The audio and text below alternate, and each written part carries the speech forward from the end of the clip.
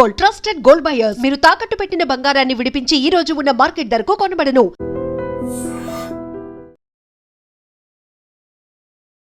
పశ్చిమ గోదావరి జిల్లా పాలకొల్లుకు సంబంధించిన ఇద్దరు దంపతులు జస్ట్ ఒక 10 రోజుల కిందటనే వెకేషన్ కోసం వచ్చిండ్రు ఫ్యామిలీతోని. యాక్చువల్లీ వీళ్ళు నివాసం ఉండేది అమెరికాలో సెటిల్ అయిపోయినరు, సాఫ్ట్వేర్ ఇంజనీర్. వాళ్ళిద్దరూ అంటే ఒక హ్యాపీ ఫ్యామిలీ అనుకోవచ్చు. మొన్ననే ఒక 10 రోజుల కిందటనే పాలకొల్లు వాళ్ళ వాళ్ళ స్వస్థలం వచ్చేసి పాలకొల్లు 10 రోజుల పాటు వాళ్ళ బంధుమిత్రులతోని హ్యాపీగా స్పెండ్ చేసిన తర్వాత దుబాయ్లో మొన్న 31 డిసెంబర్ని సెలబ్రేట్ చేసుకొని వెంటనే అమెరికాకి వెళ్ళిపోయినారు. పాపం మృత్యువు ఎంత భయంకరంగా వెంటాడింది వీళ్ళిద్దరిని అని అంటే, చివరిసారిగా వాళ్ళ స్వస్థలంలో ఉన్నటువంటి అందరినీ కలుసుకొని వెళ్ళిన తర్వాత వాషింగ్టన్లో వాళ్ళు ట్రావెల్ చేస్తున్నటువంటి కార్ని గుర్తు తెలియని ఒక కార్ వచ్చేసి ఢీ కొడితే అక్కడికక్కడే స్పాట్లో పాపం ఇద్దరు దంపతులు కూడా చనిపోయినరు. తర్వాత వాళ్ళ పిల్లలు, ఒక కొడుకు ఒక బిడ్డ, వాళ్ళిద్దరికీ తీవ్ర గాయాలై ఇప్పుడు హాస్పిటల్లో ట్రీట్మెంట్ తీసుకుంటున్న పరిస్థితి. అమెరికాలో ఇట్లాంటి ఇన్సిడెంట్ తెలిసిన తర్వాత మాత్రం నిజంగా అంటే ఎక్కడో ఒక చోట అంటే ఇండియాలో ఉన్న వాళ్ళు ప్రతి ఒక్కరు కూడా అయ్యో పాపం ఇట్లా జరిగిందా అని మాట్లాడుకోనటువంటి వాళ్ళు ఎవరు ఉండరు.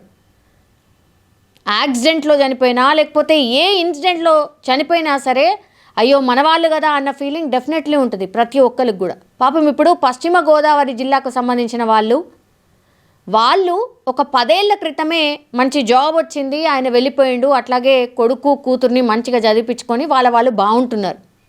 అట్లాంటి టైంలో అనుకోనటువంటి సంఘటనతోని ఒక యాక్సిడెంట్ వల్ల స్పాట్లోనే చనిపోవడం. పాపం ఏదో ట్రీట్మెంట్ తీసుకునేలాగానో యాక్సిడెంట్ జరిగింది, వాళ్ళకి ఏదో ట్రీట్మెంట్ నడుస్తోంది అంటేనన్నా ఒకలాగుంటుంది, కోలుకుంటారులే కొంచెం ఏముందిలే అనేటువంటిది. కానీ ఇప్పుడు ఇద్దరు స్పాట్లోనే భార్యాభర్తలు ఇద్దరు చనిపోతారు, ఇద్దరు పిల్లలు మిగిలిపోతారు. అంటే అనాథలైపోయినటువంటి పిల్లలు వాళ్ళు. ఇప్పుడు నిజంగా ఆ మాటనే చెప్పాల్సి వస్తుంది. తల్లిదండ్రులు కళ్ళ ముందటనే చనిపోవడం, తర్వాత వాళ్ళిద్దరు కూడా పాపం అనాథలైపోయినటువంటి సిచ్యువేషన్. పాలకొల్లు వాసులకు ఇది అత్యంత విషాదకరమైనటువంటి వార్త అని కూడా చెప్పొచ్చు. 10 రోజుల క్రితమే హ్యాపీగా వాళ్ళతోని గడిపినటువంటి వాళ్ళు ఇప్పుడు లేకుండా పోయినరు అని అంటే ఎవరికైనా ఎట్లా ఉంటుంది ఒక్కసారి ఊహించుకోవచ్చు. ఇప్పుడు వాళ్ళ ఫ్యామిలీ వచ్చేసి, ఆయన పేరు వచ్చేసి కృష్ణ, ఆయనని టిన్ను అంటారట. తర్వాత ఆశ, ఆమె పేరు వచ్చేసి, వాళ్ళ వైఫ్ పేరు వచ్చేసి ఆశ. 10 ఏళ్ల క్రితం నుంచి కూడా అమెరికాలో ఉంటున్నారు, వాళ్ళు హ్యాపీగా లీడ్ చేస్తున్నారు.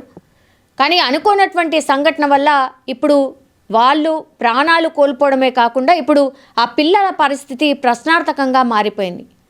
పిల్లలు అక్కడే ఉండిపోతారా అని అంటే తల్లిదండ్రి లేకుండా వాళ్ళు ఉండిపోయే పరిస్థితి ఉండదు. వాళ్ళు ఇక్కడికి వచ్చిన తర్వాత ఎట్లా కోలుకుంటారు, ఎట్లా ఉంటారు అనేది కూడా ఊహకు కూడా అందదు. అమ్మమ్మనో లేకపోతే నాయనమ్మనో తాతనో ఎవరో ఉండుంటారు, కానీ తల్లిదండ్రులు అమెరికాలో ఉండి జీవించడం వేరు. ఇండియాకే తీసుకురావాలి.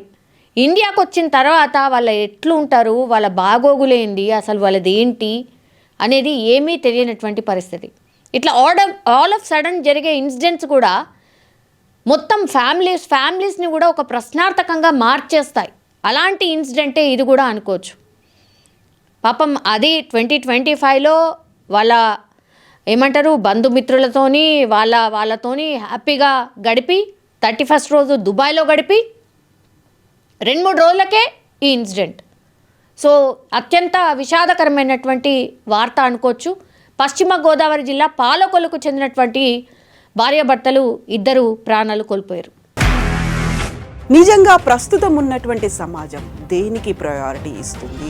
ఆర్థిక సంబంధాల చుట్టూ మాత్రమే తిరుగుతుంది. మళ్ళీ ఎన్నికలంగానే చాలా విరక్తి కలుగుతున్నాం. మంచి అనిపిస్తుంది కదా, లేడీస్ కూడా ఛాలెంజింగ్ జాబ్స్ చేసినప్పుడు చాలా బాగుంటది. ట్రాఫిక్ అసిస్టెంట్స్ గా నియమించిన ట్రాన్స్జెండర్స్ అందరితో సాల్యూట్ చేయించుకుంటున్నారు. ఫుడ్ డెలివరీ ఇవ్వటానికి వెళ్ళినటువంటి డెలివరీ బాయ్ అనిల్ పై కళ్ళ ముందు